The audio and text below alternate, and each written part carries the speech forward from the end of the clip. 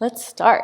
So I'm going to talk to you guys about social media, the fun part of marketing, right? Or that's what we all think. Today, I'm going to tell you a little bit about me and what I do and why I'm up here. Then I'm going to talk about some best practices for platforms, and I'm going to go on this side because I want to be on this side. And then we're going to talk about how to create a personal brand as a brand, because I think that's what a lot of brands that I've worked with have struggled with. And then we're going to open up to Q&A. So this is me, Jen Morilla. I am the founder of the Social Girl Traveler blog. I am a travel blogger, but not your typical travel blogger. I travel for purpose. So I carry clean water filters to developing countries, and I work with socially sustainable or eco-conscious brands. I call myself a conscious influencer, and I'm not crazy about the word influencer, but I put the word conscious there because I truly believe that we live in a generation where I have enough power of an audience of over 50,000 globally across every single platform where I can make a massive impact. And I think that that's super powerful as somebody of this generation. I come from a background in marketing. I got my bachelor's degree in marketing, advertising, and promotions, and then I got a master's in social entrepreneurship. So that's why I do the little give back, and that's my true passion. I've been featured in some of these places, and a little bit of a quick story of my life. I worked in corporate New York City. I was an account manager for about 4 years before I quit my job and started doing this. And I did this because this was my passion. I had loved to travel, and I wanted to help people, and I wanted to create awareness around the situation socially and consciously around the world. I had no experience in photography or videography or anything like that, and I taught myself everything through YouTube and Google, and we'll go into YouTube here briefly, but you'll get an idea as to how powerful the internet is and all this stuff. And so 5 years ago, when I started this, I think I started with like 2,000 followers just on Instagram and a website with a blog post every week. And then I started doing videos and all the things. And then 5 years later, here I am with a global reach of over 50,000, a YouTube channel, a massive website that hits anywhere between 15 to 20,000 views a month, which still shocks the shit out of me, but it's really pretty awesome. All right, so Gary Vee. We all know who Gary Vee is, right? Yes, no, maybe so. I actually met him a few weeks ago. His energy is on fire. It's crazy. Like, I know why people like him. He kind of curses a little too much. Sometimes he's a little too aggressive, but it's all right. I'll take it. He's, very masculine. He says, brands that connect with clients in a real way will win. And this is 100% true. The reason why influencer marketing is so powerful is because it's kind of like word of mouth marketing.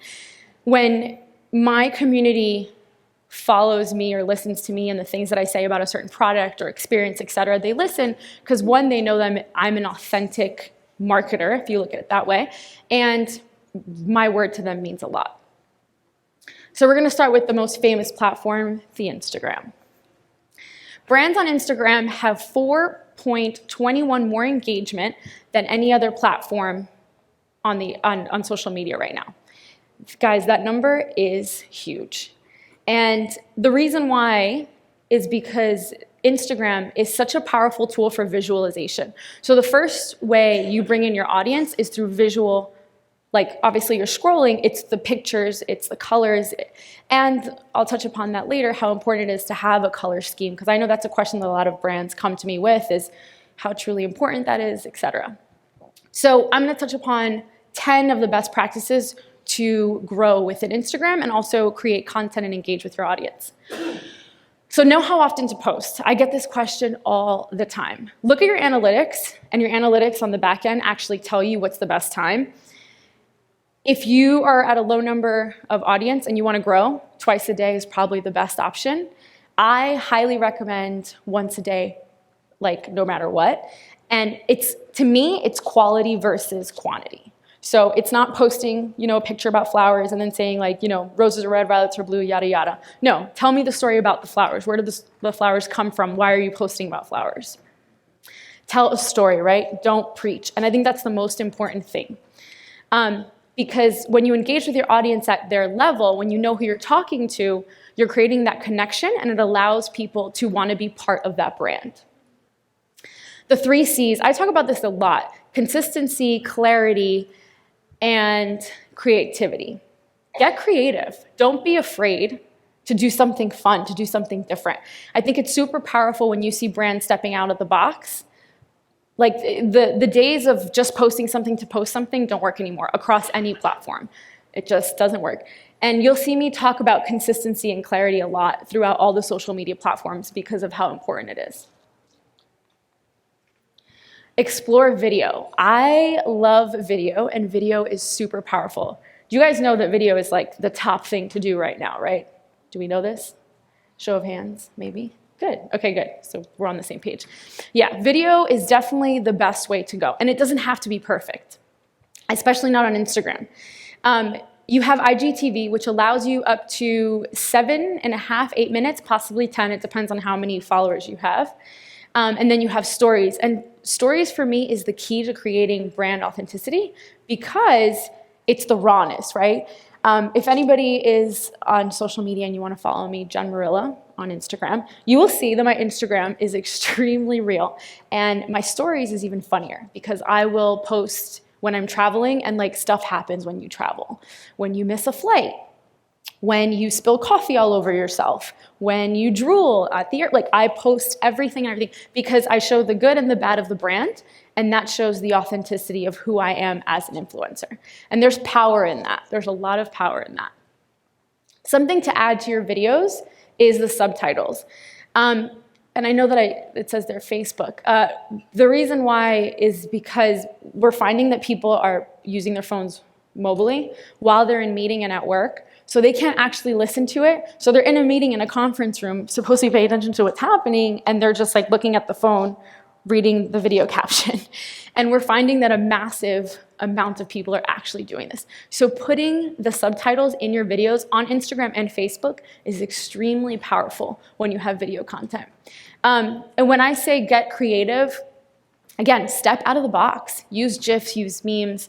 The percentage of brands that actually use GIF nowadays is extremely high, and it's converting. People are really engaging with that and seeing that.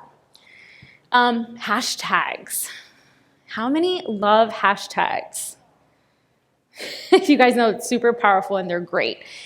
It's specifically for Instagram.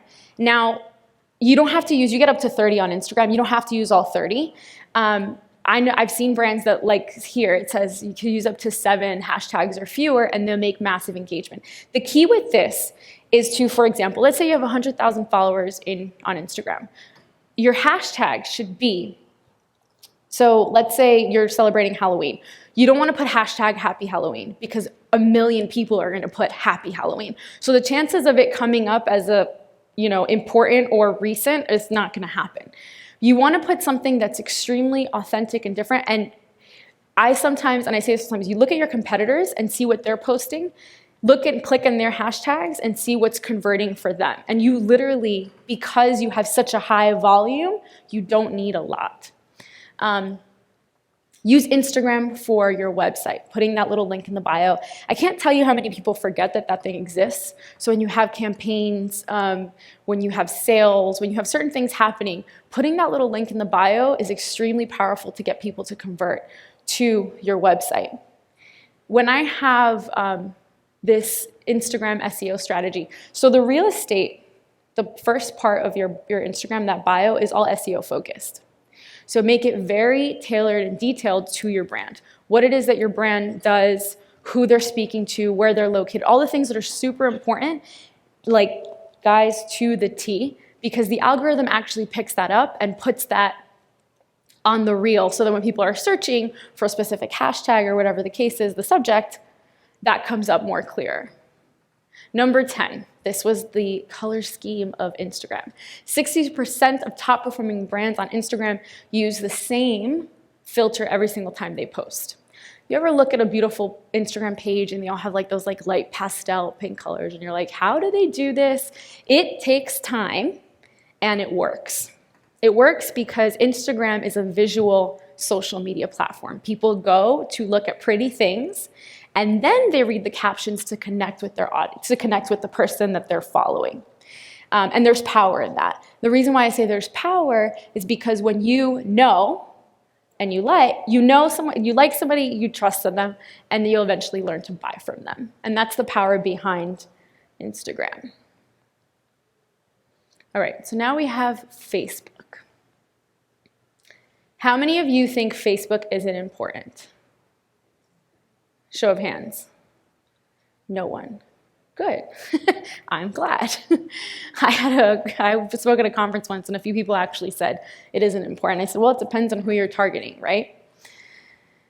13% of Facebook users are between the ages of 25 and 35. How many people have this demographic or that demographic in their audience as a brand? Awesome. Okay, cool. So yes, these people are on Facebook. India has the highest number of Facebook users. Anybody here advertise to teens by any chance? Okay, well, they're not on Facebook. They are on YouTube, Snapchat, or Instagram, I would say, but mostly YouTube and Snapchat. 68% of Americans use Facebook, and I highlighted that because 68% of these use Facebook and they're on mobile, so they're using it on their phone. 74% of them are on Facebook daily. Know your audience. So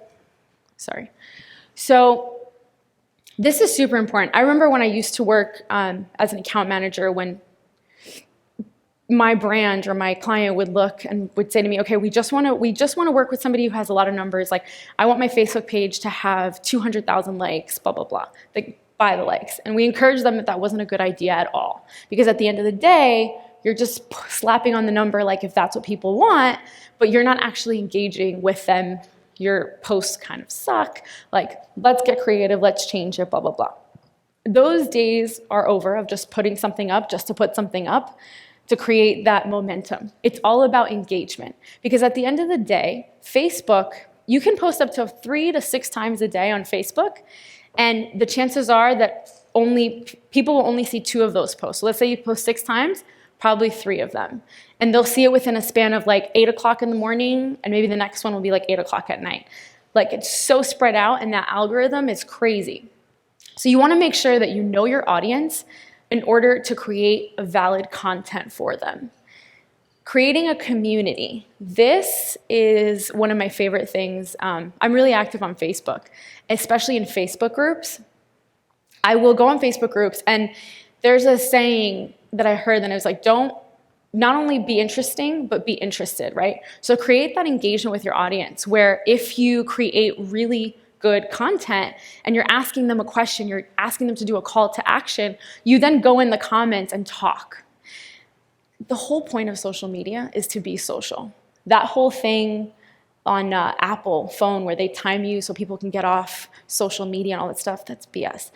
Social media, it's BS. Because at the end of the day, what makes these guys money is the more eyeballs on the actual platforms. So they want you to keep your audience on your page. In order for you to do that, you need to have engagement. So talk to them like they're your best friends, and get very, very specific as to who you're talking to. If Becky is blonde hair and blue eyes and that's your audience, then you talk to Becky. If it's Jen and she's brunette or red hair with green eyes, then you talk to Jennifer. Get very, very, very specific about her pain points, her struggles, what it is that your product or service is going to do to help her get past these pain points and these struggles and all those things. Use video. So again, here we go, another common thread, video. Apple is launching their, like, I guess you can say Netflix, Hulu in the fall. It's another TV conversion. Facebook is picking up content left and right because they want to start the kind of new Netflix, Hulu theme that's happening. Video content is huge.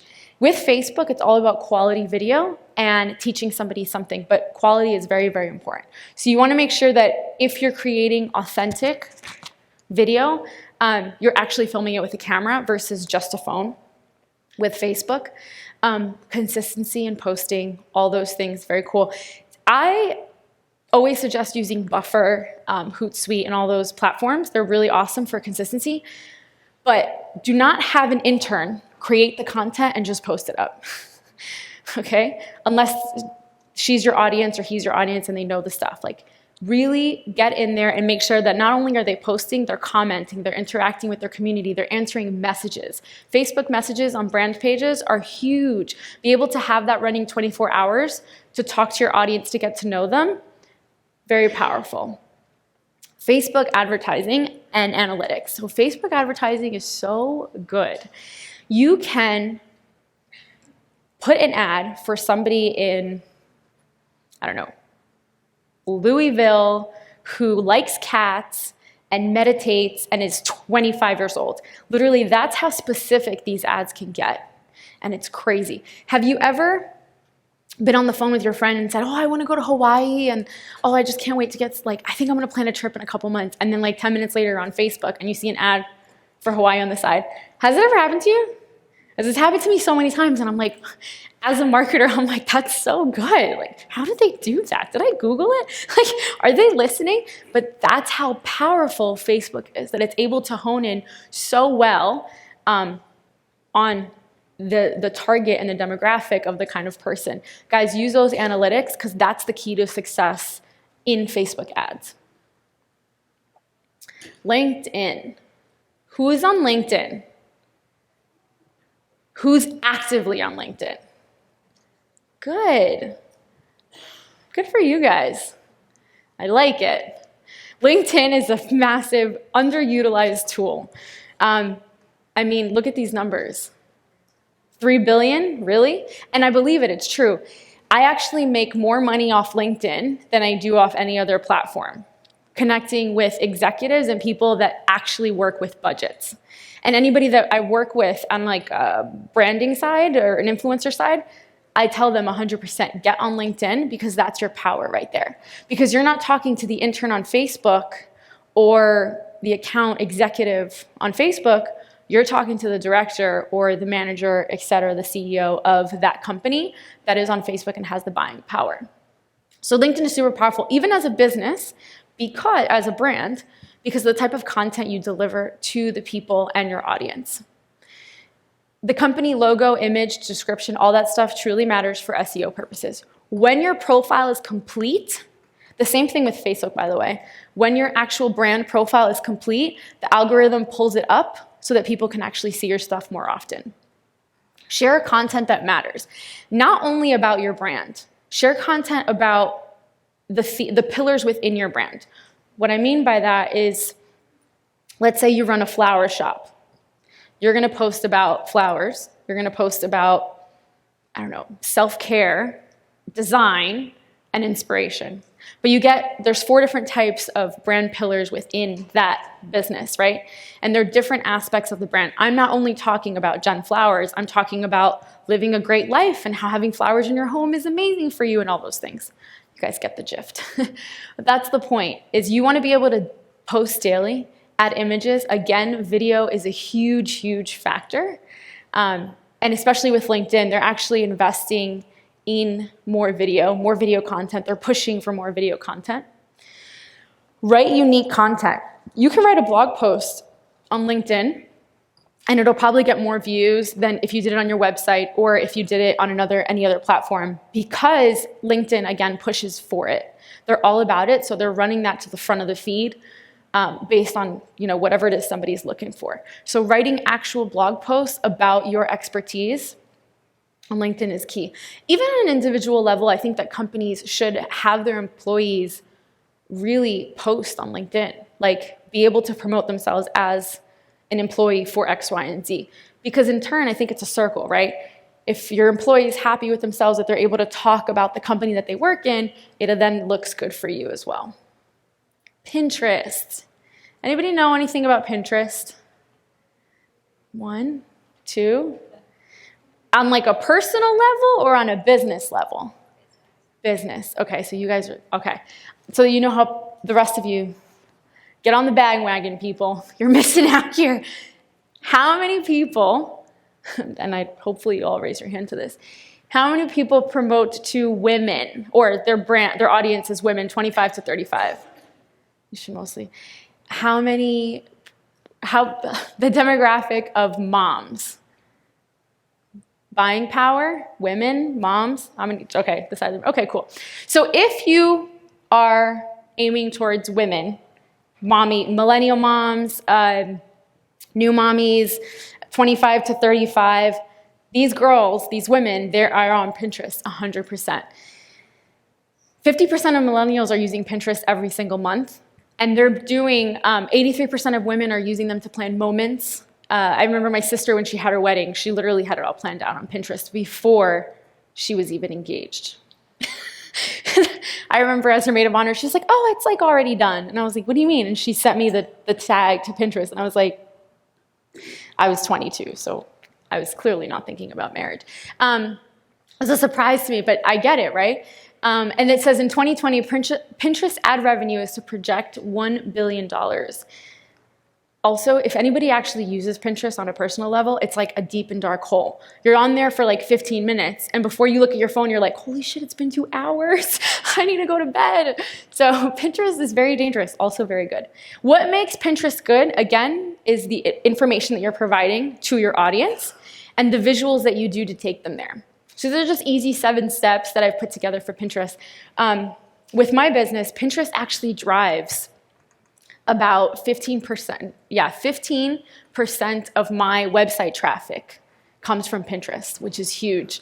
And I don't even put that much time into Pinterest. I have my team, put minimal amount of time, maybe 2 hours a week into Pinterest, just because there's so much other things going on. But Pinterest is such a powerful tool. Adding clear, compelling photos. One of the most important things with Pinterest. Adding text to your pins, but getting buzzworthy content. 21 must make iced coffee recipes. And honestly, that iced coffee looks so good right now. Kind of wish we had some. Hashtags for the description. Details in the keywords. The sizing of the pin properly. That's a big thing. If the sizing of the pin isn't properly placed as it should be, it won't show up on Pinterest where it should be when it needs to be. You can have everything great.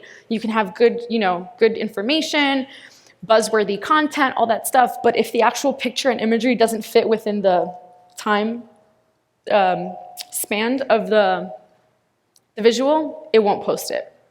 So Pinterest is an absolutely huge platform, something that is worth investing in. Now we have Twitter. Now, I think the most important thing here is that 71% of Twitter readers go for news. They go to Twitter for news. I'm on Twitter, not as much as I used to be. I also push articles and stuff like that, but I definitely use it for news.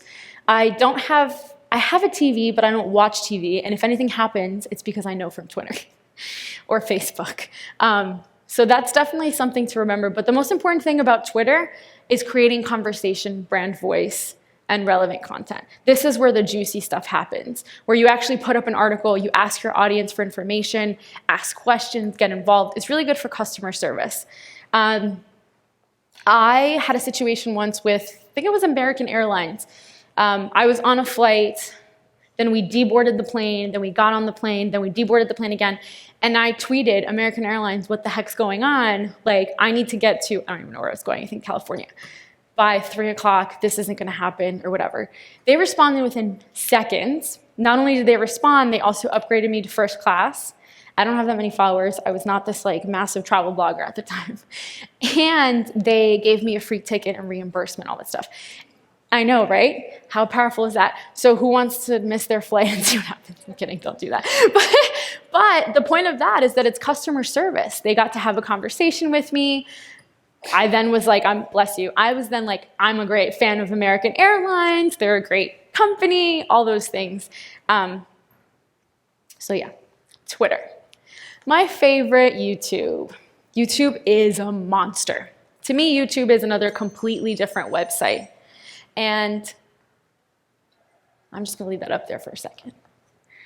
Over 1 billion users, you guys. That's a third of the internet. If video isn't powerful, I don't know what is. That to me, when I saw that, I was like, get out. And I'm a big YouTube fan. I create videos. That's what I love to do. I love to be on camera and all those things. So this, I was like, what? Over 500 hours of videos are uploaded to YouTube every minute. That's insane. Imagine the content and the growth. These are the few things to keep in mind. The There's a lot that goes into YouTube, a lot. I would say, and I didn't add this up here, is research. And a lot of what I do with my brand is I use the other platforms to pull research. So I go on Instagram, I ask a question. I go on Facebook, I ask a question. And then I pull those questions of whatever it is that I ask. Maybe it's about content and what my audience wants to see, because I ask my audience all the time, would you rather see me traveling in Thailand, or would you rather see me talk about how to build a business online? And I'll post it in Instagram and Facebook, see what they want to see. Then I go on YouTube and I actually Google different ways to search for that type of information. And then I see on the running feed what comes up first and how that person wrote it, when they created it. So if it was 6 months to a year ago, 3 months, whatever. The research is one of the most important parts of creating a YouTube video, because adding those hashtags, writing those names, adding those tags are super important. But when you're creating the video, the most important thing is the sound quality. If somebody can't hear you, they'll turn it off and they won't see it. They don't really have to care. They don't really care if you can't really see it very well. More importantly is the actual sound, the theme and message of the content that you're giving. Get very specific about the type of content. If you are an insurance company, I work with an insurance brand. They're one of my sponsors, and their content is all about traveling. And when they first had me on board, it was scattered. It was like traveling and cooking and designing and all these things. I'm like, why is this important? Like, you need to hone in on one specific thing. Maybe it's just tips on traveling. Maybe it's just tips on being safe. What do you do? What are the incidents and blah, blah. So getting very specific and very niche on the type of content that you create on YouTube is key. And consistency. Like every other platform, consistency. Good lighting, that's a good one. And long-form content. Long-form content, that means that your video has to be between 6 to 8 minutes, 9 minutes. That's a lot. It used to be up to 3 minutes, and that's what made people stay on longer, because we had ADD. But now if the information is as juicy and you're giving away a lot of stuff, long-form content is between 6 to 8 minutes.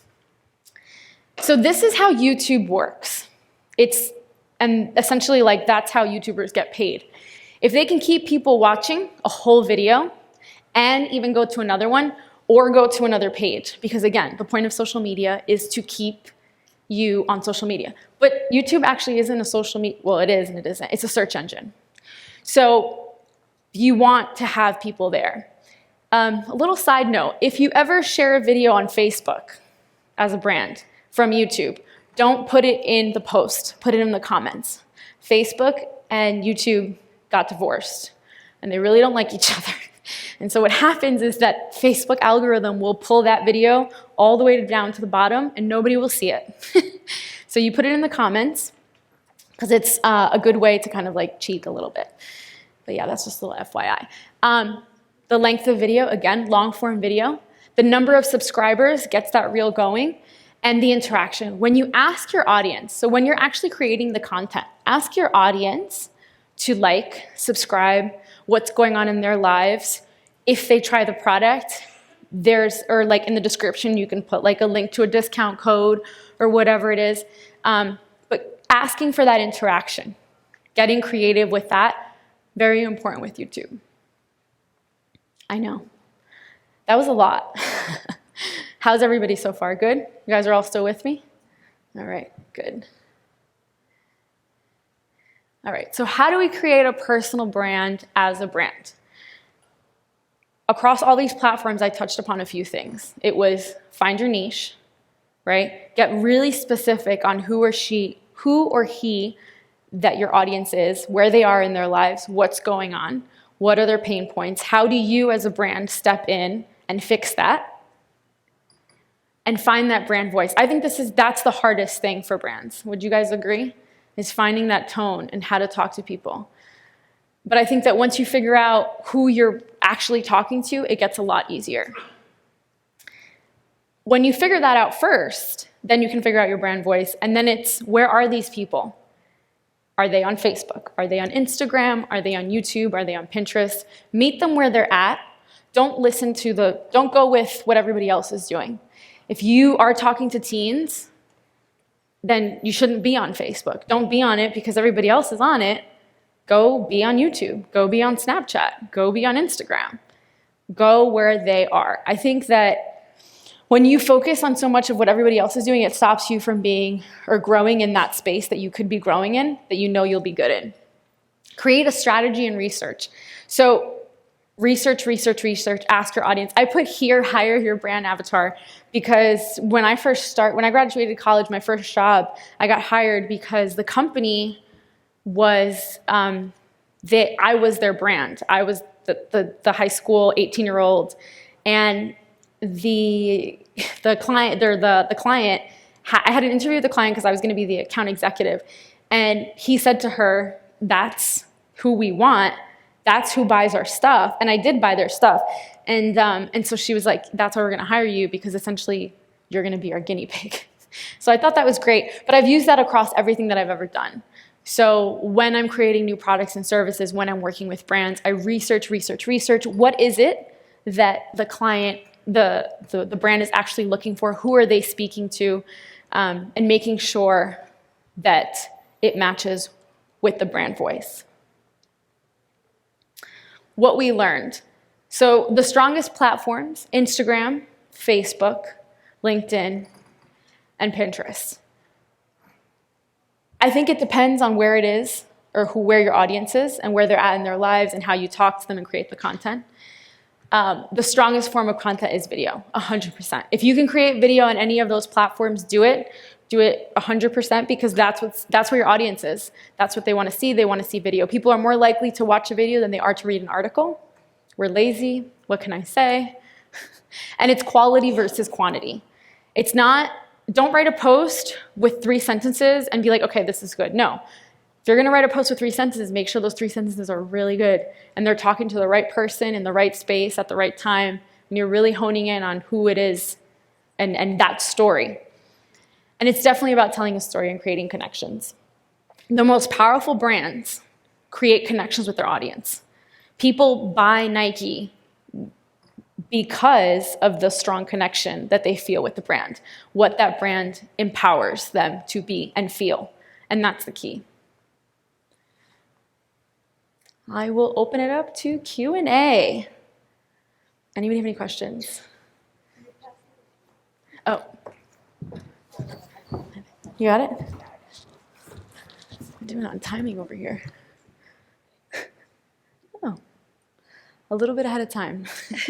All right, go for it. Maybe a couple-part question. So, sure. I work for a global company. Okay. And we sell through distribution, but we also reach end users. Okay. So when you talk about finding a voice, how do I go about? Is it one brand voice that would reach the distribution centers and then reach the end users at the same time, or then do I need to have a brand voice that targets each individually, and how do I go about separating that out and having a I like this question. Okay, this is a toughie. So it's B2B and you have B2C. That's what you're saying. Okay. So if you're B2B, where is your B2B? Where do you pick up that person typically? Is it on LinkedIn? Would you say it? Okay. So then you need to be marketing on B2B through LinkedIn. Okay. Then wherever your customers are, market through them on those platforms. Would it be 2 different brand personas? Yes. Voice? I mean, for example, let's say you were selling airplane parts. I mean, you're not going to talk about engines and nails and whatever it takes to build an airplane to a customer because nobody cares. But you are going to talk about that type of content on LinkedIn because your suppliers and your buyers are on LinkedIn. Does that make sense? So there has to be a different voice for 2 because you're essentially speaking to 2 different people. But that's because there's 2 different channels of your business. I'm assuming that it won't work if you don't have buyers. Yeah. Like you can't only sell to customers. Okay. Yeah. Does that answer it? Okay. Thank you. You're welcome. I'll come to you, Dick. Hi. Hi. I'm a social media manager for a health system in Illinois and Wisconsin. And we're lucky in that our C-suite really values social media. They're on it a lot, so we have a lot of eyes on what we post. And while we as a team value metrics like engagement, they're still really stuck on like follower count. And when we get those competitive analysis back, like that's something that they're always mentioning. And so we put a lot of money still into these follower campaigns that I think are, you know, a waste of money in my eyes, because we're just kind of littering our followers with people that truly aren't like invested in our content. So I'm just curious if you have suggestions on how to, I feel like we've approached the situation, we've taken it out of our dashboards, and so I'm just not sure like how to show them the true value of, you know, engagement versus like follower count, or, you know, just wondering kind of your thoughts on that. Well, look at the numbers. How many followers do you guys actually have? Between all of our accounts, we have about 500,000. We have multiple brands that merged together, so we have a lot of stuff that we're looking at. But what platform specifically are you talking about? Facebook. That's the biggest one that they're looking at, and where we're putting the most money behind the follower campaign. But I mean, also Instagram too has now kind of bubbled up in their eyes, which, you know, those are our two main accounts that we're really focused on. So. So specifically to Facebook, it's about spending time on Facebook. Like I said, it's not just posting. Do you guys have like a Facebook group? Are you doing certain campaigns? Like, are you just posting or actually spending time where you're posting, commenting, going to other pages? Like, do you have somebody on the line answering messages if people come through? If you have that many followers, if there's a team behind it, I would almost like strategically have, and I know this is kind of like, it's kind of like sneaky, but not really. It's if you have a team that runs your Facebook, right, and you post something, have your team engage in that conversation. Ask a question like, what is the actual content you're saying? Like, are you posting about a product and just giving information and leaving it at that? Like, what are you asking your audience to do? When you post something, think of the intention that you're creating, that you want these people to create or the intention that you want them to complete after they read your post. What is the call to action? It doesn't have to be a sale. It could just be like drop an emoji if you agree. Get creative with that. I mean, it sounds like you guys are clearly a really big brand. What are your competitors doing that are beating you? Don't copy them, but look at the difference between their creativity and yours. Where are you guys lacking in that sense? I do agree that if you're buying your followers or doing that follow, unfollow, you're going to see it in the numbers, especially I think Instagram is a perfect example, because let's say you have 50,000 followers and you're only getting, 1,000 likes per photo. There's a massive like disconnection there, right? And people see that, people know that. So what's the type of content you're actually creating? And I think it's not just women 25 to 35. Like find the Becky, find the Jennifer, find the Samantha. Does that make sense? Like get really specific. Question? Yes. Oh, is this on? Okay. Mine's around Instagram. So if we aren't posting 1 to 2 times per day, but using the story feature daily, should we be, I guess, hashtagging the story? And does that increase our follower count, do you think? I know you have to get to 10,000 before your stories you can include a link. Yeah. So what are your recommendations there? They do help. Hashtags do help with stories, but if you guys are in such a small space, like I kind of love working with brands like that just because you can't go wrong. Like you can't, fuck it up, right? Like you're literally just starting. So it's be as authentic as possible, and that's where stories can like get it, like really connect with your audience. If you can build 10,000 like concrete followers, dude, do it. Spend the time. So our strategy is all around company culture and stuff like that. So that's our story. That's kind of what our Instagram is about. Good. What's the name of the account? Posted daily, do you think, still, or? I think if you're trying to grow, I always say if you've got nothing to actually say, if you're like, okay, this is shit, like I'm not going to post it, don't post it. Just don't do it. Especially if you're building such an authentic brand. If you do have something to say and it's relevant and it's good, post once a day, at least once a day. Stories, no matter what, you definitely post. And you need to have, in order to like keep consistency, up to 6 stories a day. So even if like you're not really doing anything and it's just like pictures, just make sure it's like 6 to keep the algorithm going. I have 23,000 followers on Instagram, but I have in my stories, I get anywhere between 800 to 1,500 views Like my stories are huge. Like I'll go 3 weeks without posting an actual picture, but my engagement is still high because my stories is just like ask questions, use polls, like really get to know your audience. Awesome. Yeah. Who wants it next? Yes, can you elaborate a little more about what you said about Facebook and YouTube getting a divorce? If you could break that down for me, and are there any other kind of negative competitions happening between other social media channels? So Facebook and Instagram are married. And YouTube and Facebook, well, because this is the thing, Facebook is trying to up their video content. I don't know if you've noticed that. They actually have a separate tab where you can just see videos on YouTube.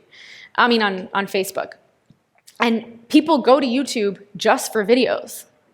And if Facebook and YouTube are sharing the internet, essentially, with video content, of course they're not going to like each other. What makes these brands money, what makes these companies money, is eyeballs on their page. The more time you spend on Facebook, I mean, I give Facebook a lot of money because I'm constantly on Facebook.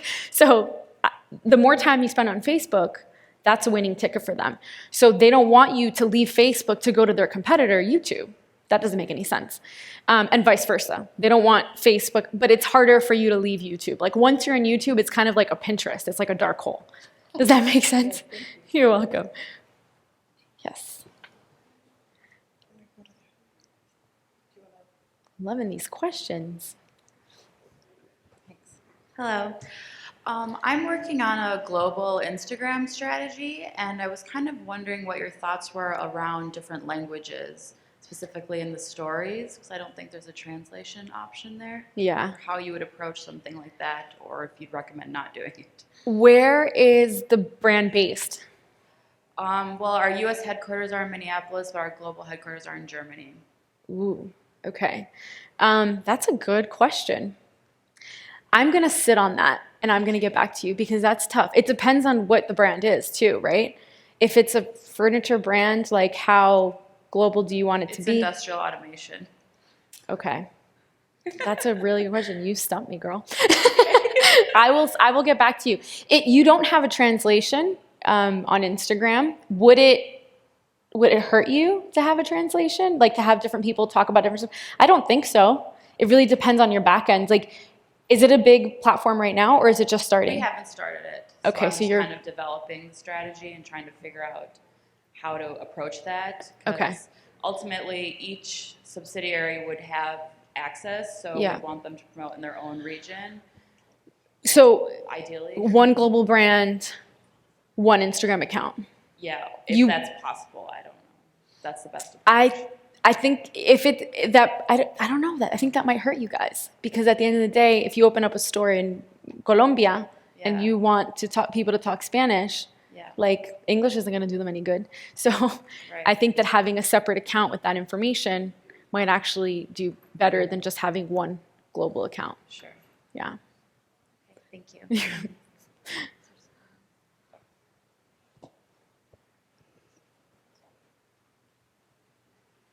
Yeah. We got more than enough time for questions, guys. I'm a medical doctor.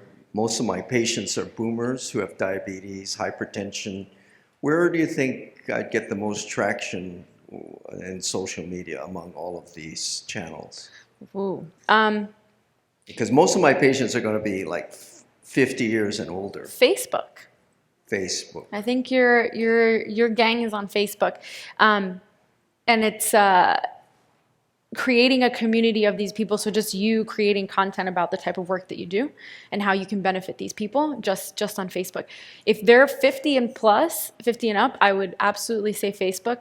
LinkedIn can be an option as well because you have executives, directors, managers, huge power there. But yeah, I would say those two platforms.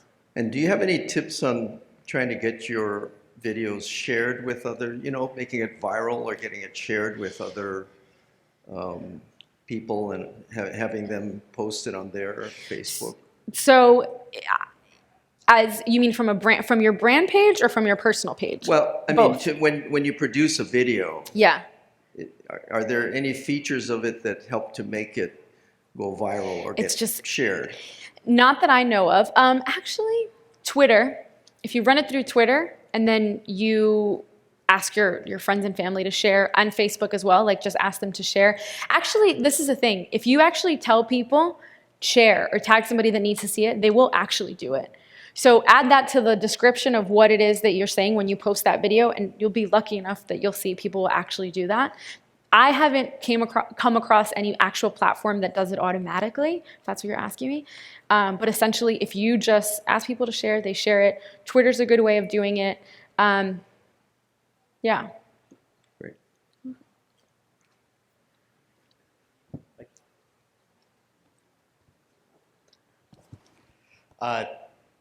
So LinkedIn groups. Yes. We are business to business focused, and we have a couple somewhat unengaged LinkedIn groups. So lots of people enter them. We post. No one else posts from the group. We see clicks linking from content to our site, so we know people are actively reading things. Do you have any tips or thoughts on how to get people to also comment, engage? We've asked questions, we've tried to do polls, leading things like that. Nothing seems to engage with the group, and we've got a couple of them. One for more millennial business, early stage in their industry folks, and then people that are more senior, and neither are seeming to work in terms of interaction. So that's a great question. Okay, so the thing with groups, and this goes along with Facebook as well, think of them as a big networking party. You show up to a big party, and you're asked to bring a plate, and you bring the casserole, and everybody else there's like fruit salad, vegetables, whatever. Like, not only are you bringing something to the table, you're also picking at everybody else's, and you're trying because you don't want to be rude. Think of that, if that makes sense, if my analogy makes sense. Think of it as a party in that sense. So you're in there to engage with people, to have conversations, all that stuff.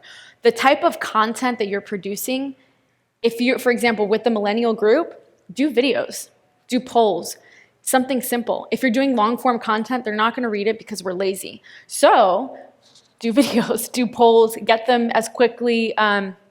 I don't know if I don't know what your product is, but you can do giveaways, discounts, or something like that.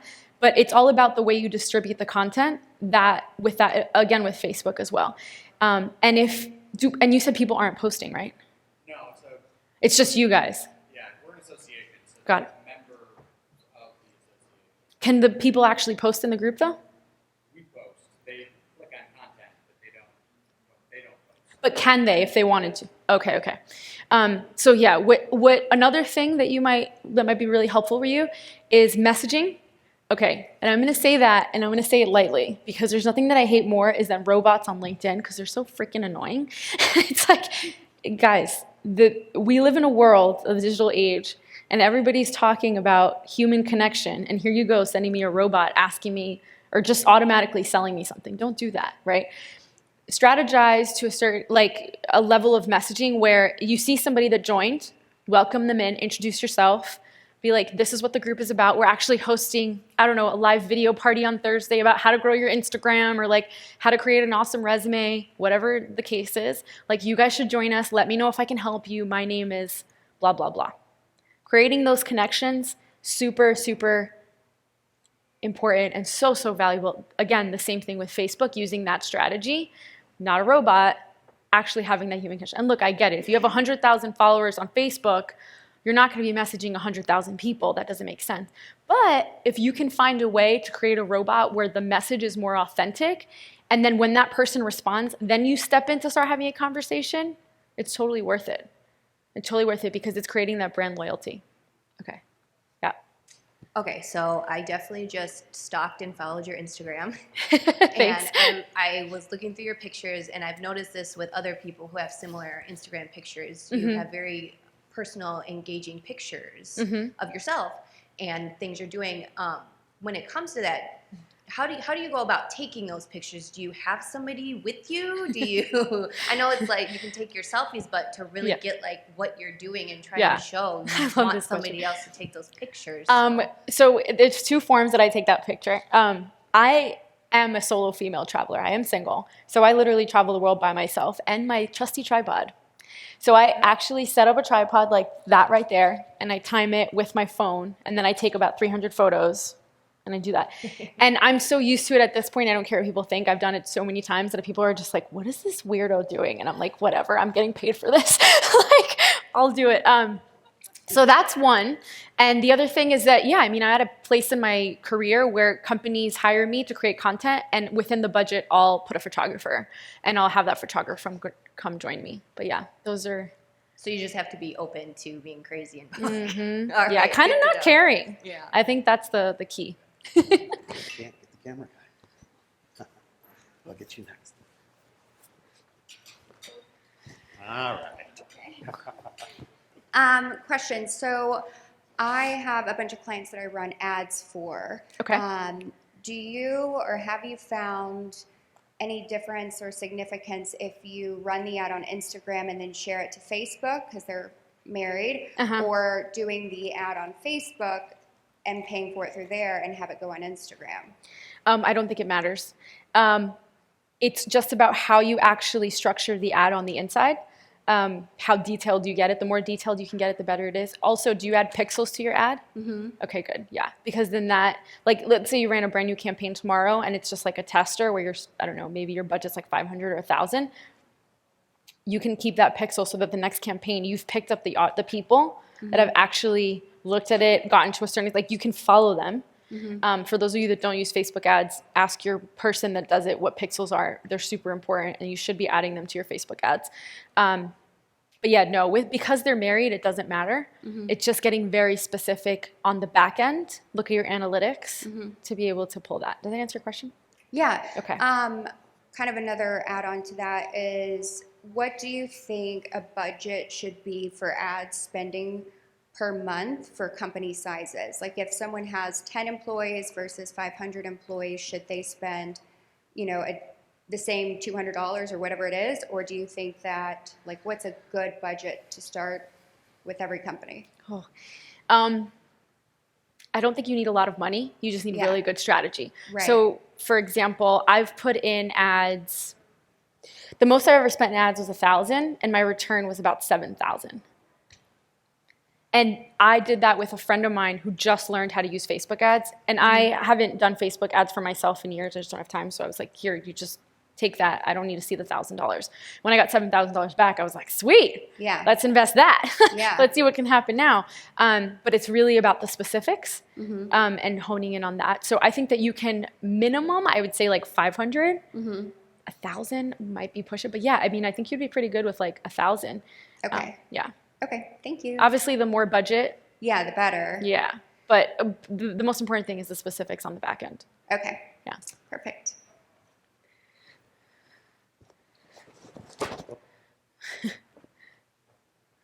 I was curious to know when you were building your following, if there was like a tipping point, either with a story that you did or a campaign that you did where all of a sudden you were like, oh, I'm going to be able to really pull this off. Then you were probably building followers and wondering whether or not this would work. Yeah. Was there a point where you said, that's such a good question. I So I left in 2015 and I just started creating content, and within 2 months I started to grow a following, and I was like, wow, this is actually working. I had an idea of what I wanted to do. I didn't think I was actually going to get there, to be honest. Like, if I'm being straightforward, I didn't know how to get there. I didn't know how I was going to do it. And then I would say about 9 months in, 10 months in, the Huffington Post picked up an article, and that catapulted it. And then the Forbes, and then it was just from there, then on. It was my credibility and everything else just came. But it was slow moving. It was just very like, and then the minute I got picked up by Huffington Post, that was it. We had somebody back there.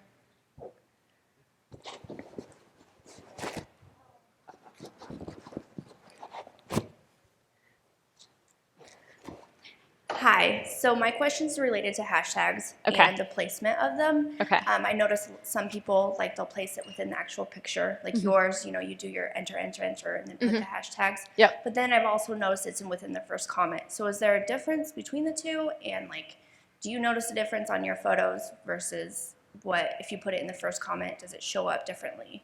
I haven't noticed the difference, and I don't think there is. I think there used to be a difference.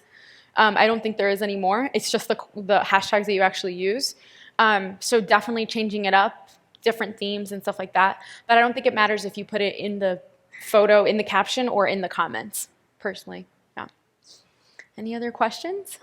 I think we're, well, thank you guys very much. That's where you guys can find me.